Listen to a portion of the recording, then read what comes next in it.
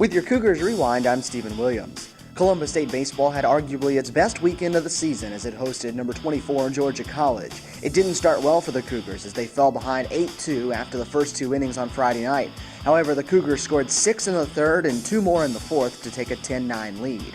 After surrendering the 9 runs, the Cougar pitching staff shut down the Bobcat offense, pitching 6 straight scoreless innings. The offense scored 3 more runs to take the opening game 13-9. Martin Castro picked up the win, allowing just 1 run over 7 innings out of the bullpen. J.D. Pullen led the offensive attack with 4 hits and 2 runs batted in.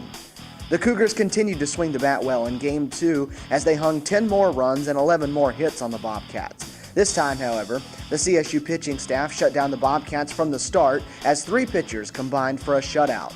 Jordan Vilhauer earned the victory with 6 shutout innings. 4 different Cougars had 2 hits in the game, led by Seth Corbett, who homered and drove in 3. Going for the sweep in Game 3, Columbus State trailed Georgia College 2-0 heading into the 8th inning. Ryan Lewis put CSU on the board with a single that scored Blake Edwards to make it 2-1. 2 batters later, Cameron Scott doubled in Lewis to tie the game. After a pitching change, Scott came in to score the eventual game-winning run on a wild pitch. The 3-2 victory gave the Cougars 7 straight wins and their first 3-game sweep of Georgia College since the 2003 season. Columbus State is now second in the Peach Belt Conference standings, with 3 games against conference-leading USC-Aiken coming up this weekend. Columbus State softball hit the road over the weekend for the final 4 games of their regular season. Friday night, the 24th-ranked Lady Cougars had 2 games against number 6 North Georgia. In Game 1, CSU struck first with a run in the top of the first inning as Corey Waugh scored on a wild pitch. Pitching took over from there as no runs were scored until the 7th. CSU added 2 more in the final inning on Casey Guge's 8th home run of the season. Molly Russell was dominant from start to finish for CSU as the senior picked up her 11th shutout of the year, striking out 8 and giving up only 2 hits. Game 2 was another pitching-dominated affair. North Georgia scored its only run of the game in the 2nd inning as CSU hit a batter with the bases loaded. The 1 run would be all the Saints would need, though, as CSU was defeated 1-0. Kristen Carr had 2 of the 3 hits for the Lady Cougars. Saturday, the Lady Cougars finished the regular season with a doubleheader at Young Harris. CSU fell behind in Game 1 after a Young Harris run in the first inning. It took the Lady Cougars 5 innings to get on the board, but they finally did in the 5th.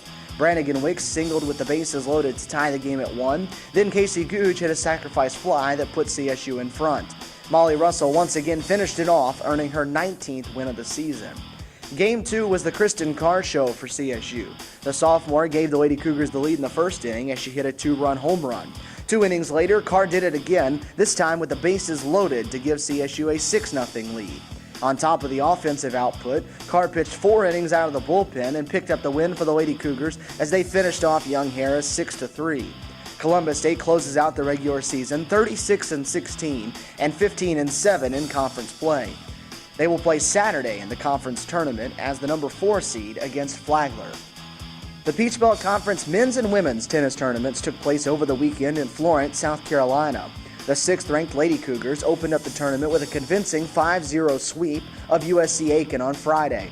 CSU lost just 5 games over 3 doubles matches and only 1 set in singles. The win set up a match with Frances Marion in the semifinals, which the Lady Cougars also swept 5-0. Frances Marion offered a little more resistance, but again CSU dominated, losing just a single set in singles. For the 3rd straight year, Columbus State took on top-ranked Armstrong in the championship. The Pirates proved to be too much on Sunday, though, as they claimed their 10th straight conference tournament championship with a 5-0 win. The weekend was very similar for the 8th-ranked men's team. The Cougars began the tournament with a 5-0 sweep of Frances Marion in the first round. CSU took all 3 doubles matches before winning at first and third singles to clinch the victory. In the semifinals, Columbus State and number 7 Lander went down to the wire. Lander took the early lead, winning 2 of 3 doubles matches. CSU scored wins at first and fourth singles to seesaw back in front 3-2. Lander tied it at 3 with a win in the 5th spot, but CSU went right back in front with a point at third singles. The Bearcats stayed alive with a win in second singles, leaving just 1 match to decide the winner. After losing the first set, Adi Malik-Begovic battled back to win the final 2 sets 7-5, 7-5 to send CSU to the championship match. In the finals, Columbus State went up against top-ranked Armstrong. CSU's only win of the match came at second doubles as the Pirates captured the conference crown 5-1. Both CSU teams now await the announcement of the 2013 NCAA tournament field to find out the opponent and location of their first-round match. The first 2 rounds of the tournament will be played on April 27th and 29th. Stay up to date on the latest happenings in Columbus State Athletics on Facebook at facebook.com/CSU Cougars and on Twitter by following @CSU Cougars.